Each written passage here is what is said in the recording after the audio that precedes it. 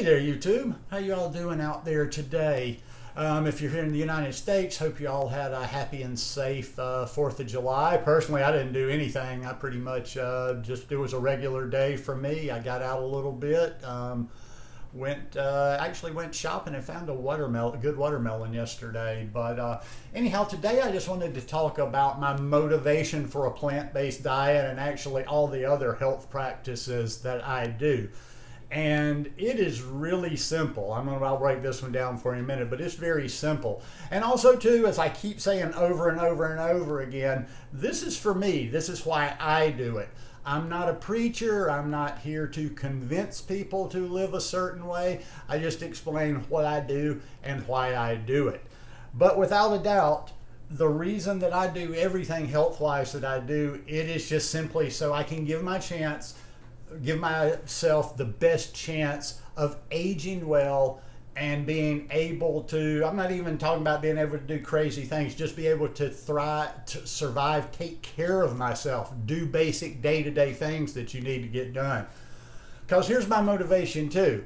I'm a 59-year-old male. I turned 59 back in March. I don't have health insurance.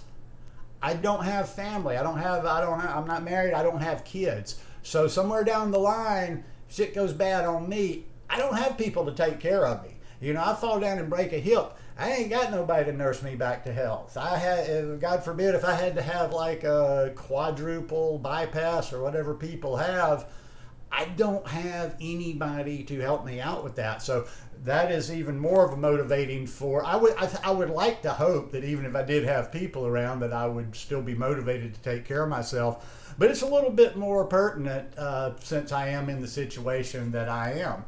And with the plant-based diet in particular, I'll talk about other health practices that I do, but with the plant-based diet, like I say, everybody has to fall where they fall. The people out there that don't eat a plant-based diet, just know your reasons for what you're eating, what you eat. But after 11 years of doing this, doing a lot of research on my own, hearing what people have to say, hearing opposite opinions, I just know how I feel. I know how I felt when I ate different ways throughout life. I know how I felt when I ate absolute garbage. I know what I felt like when I was eating sort of a healthy version, but still eating plant-based products. And for me, my digestion is great all the time. Not having health insurance, I'm not really a doctor person. I don't go get checkups and what have you, but over the last few years, various things, like I had to have some dental work done a year or so ago. What else was it? Just various things. I have had my blood pressure taken fairly often over the past 5 years or so. Blood pressure is always good. I've got to just know by the way that I eat that my cholesterol is too, but that's something I'm hoping to do maybe later this year or the first of the next year, is just get some blood work done. But no, I mean, that's what appealed to me about this lifestyle in the first place. How many people in this country, in the world, deal with heart disease and cancer? Those were the two big things. I'm like, okay, I want to stay away from that because those are the big ones right there. Now, nothing's going to make you bulletproof. I'm not saying that, I couldn't get something really bad health issue tomorrow. Once again, just talking about things that I believe that are going to give me the best chance, because this is a diet it's not an inflammation diet. It's actually the opposite of that. This is a great diet for people, in my opinion, that have inflammation, that it'll tend to let you release that inflammation. But that's why I do, and that's why I eat how I do. And that's what motivates actually every meal. That's what I'm talking about when I'm talking about the simplicity of how I do this lifestyle. Every single meal. Okay, I've eaten my breakfast this morning. I had watermelon first, some juice, and I ate some, and then I had a fruit bowl. Now my mind goes into, when it comes time for lunch, okay, what is lunch about? I don't make my decision. I'm not like, ooh, what tastes good today or what sounds good. I'm like, okay, throughout the rest of the day, we need to get our greens in, and we want to get the sprouts in. I want to get probably some seeds in. I want to get this in. I want to get that in. So that is the reason that, in other words, that shapes what my next meal will be.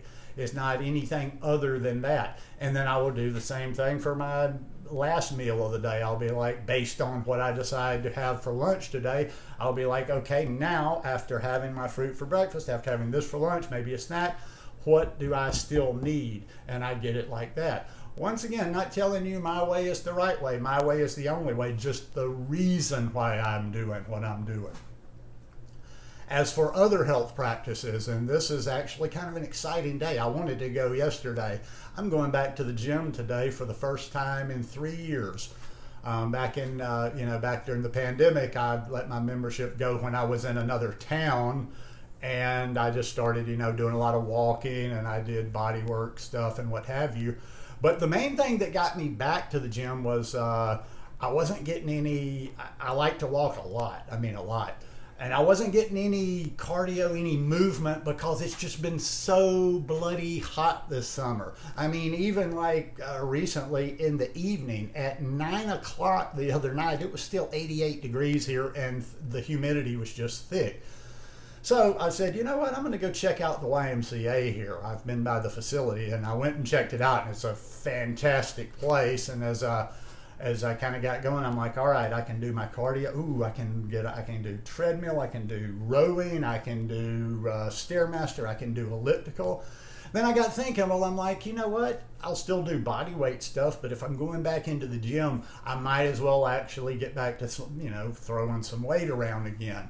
Now, I didn't want to go back. I went to the gym for a large portion of my life, just doing the traditional, working body parts like chest and back, shoulders, biceps, triceps, legs.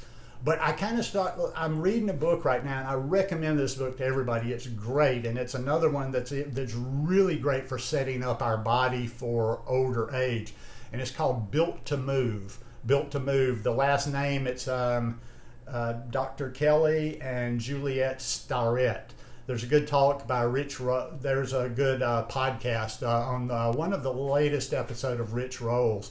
But they, like, a lot of the stuff in there is practical stuff. Like, for instance, they have this one section that's like a test they do, and they also give you stuff to practice to be able to do this, where you evaluate, like, kind of how healthy you are, your movement, by how you're able to get up and down off the floor. There's people in their 40s and 50s that can't even get down on the floor and play with their grandkids or their kids or whatever. They just can't do that. And a lot of that has to do with stuff in the hips and how we sit and how we get all stiff up.